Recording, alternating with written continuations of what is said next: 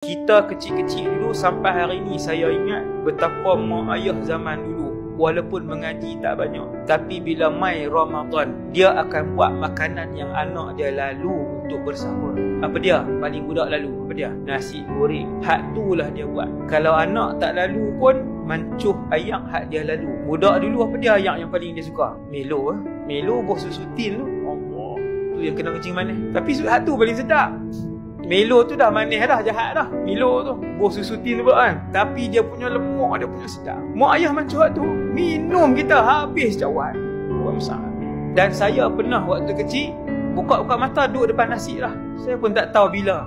Bukan tak tahu bila, pak angkat. Ayah tu angkat. Alhamdulillah, berkat rajin orang tua-tua dulu, berkat amalan sahur hak Nabi ajak. Nabi kata sesungguhnya pada waktu itu dan perbuatan bersahur itu ada keberkatan. Puasa anak-anak dulu daripada umur 7 tahun puasa. Lah ni umur 17 tak puasa. Umur 27 masih tidak berpuasa. Tak sama mak ayah hari ni. Mak ayah hari ni bukan dia tak gerak anak-anak, dia pun tak mangkit sahur. Mak ayah tak mangkit. Betapa jauhnya daripada sunnah. Lepas tu duduk heran, keluarga tak barakah, keluarga tak rahmat, berantakan tiap-tiap hari, duit tak pernah cukup, siang malam makan pun duk berkelahi, tak barakah juga. Jadi bersahur, Nabi kata fa inna fis suhuri barakah, pada bersahur itu barakah.